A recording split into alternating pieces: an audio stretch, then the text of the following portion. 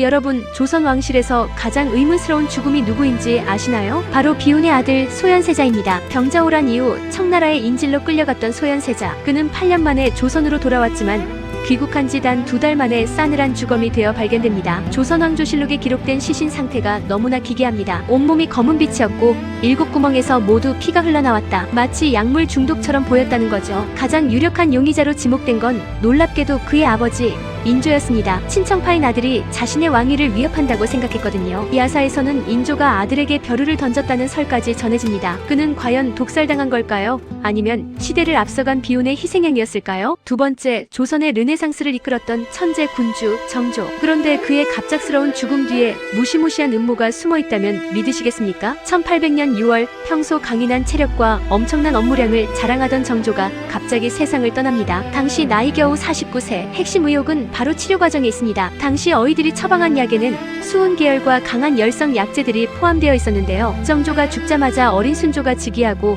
정조가 견제했던 세력들이 권력을 독점합니다. 정조의 죽음으로 가장 이득을 본 자가 범인이다라는 음모론이 퍼지게 된 거죠. 반대파의 치밀한 제거일까요? 아니면 과로와 스트레스로 인한 만성질환의 결과일까요? 세 번째, 간장게장과 감을 같이 먹으면 죽는다? 조선판 독살 스릴러 경종의 죽음에 얽힌 비밀을 파헤쳐봅니다. 숙종의 아들이자 장희빈의 아들인 경종. 그는 재위 내내 병약했습니다. 그런데 왕위에 오른 지 단 4년 만에 갑작스럽게 세상을 떠나죠. 논란의 중심은 바로 식단이었습니다. 당시 세제였던 연인군이 형님인 경종에게 게장과 생감을 올렸는데 하필 그날 밤 경종의 복통이 시작됩니다. 당시 민간에서 이 둘은 절대 같이 먹으면 안 되는 상극 중의 상극이었거든요. 독살설이 퍼진 진짜 이유는 정치 때문입니다. 노론의 지지를 받던 영조와 소론의 지지를 받던 경종. 경종이 죽어야만 왕이 될 수 있었던 영조에게 사람들은 의심의 눈초리를 보낸 것이죠. 영조는 평생 이 독살설에 시달리며 눈물로 억울함을 호소했습니다. 정말 치밀한 계획 범죄였을까요?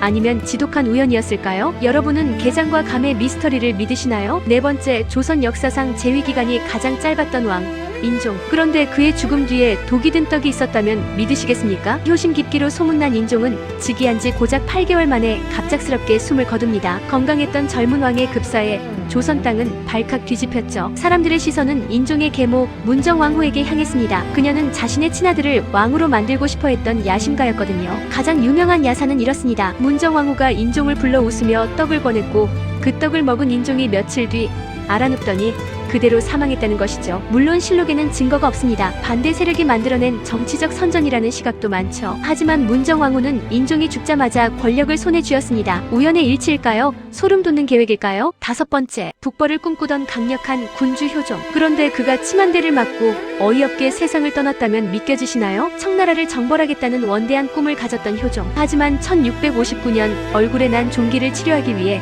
침을 맞던 중 갑작스러운 출혈이 발생합니다. 어의 심가기가 침을 놓았는데 하필 혈관을 잘못 건드린 겁니다. 피가 멈추지 않았고 효종은 그 자리에서 허망하게 승하하고 맙니다. 여기서 의혹이 폭발합니다. 단순한 의료사고일까요? 아니면 북벌을 반대하던 세력이 꾸민 치밀한 암살일까요? 효종의 강력한 군사정책은 기득권층에게 큰 부담이었거든요. 심가기는 결국 처형당했지만 진실은 저 너머에 있습니다. 조선의 운명을 바꿀 뻔했던 북벌의 꿈은 그렇게 치만대와 함께 사라졌습니다. 여러분은 이것이 실수라고 보시나요?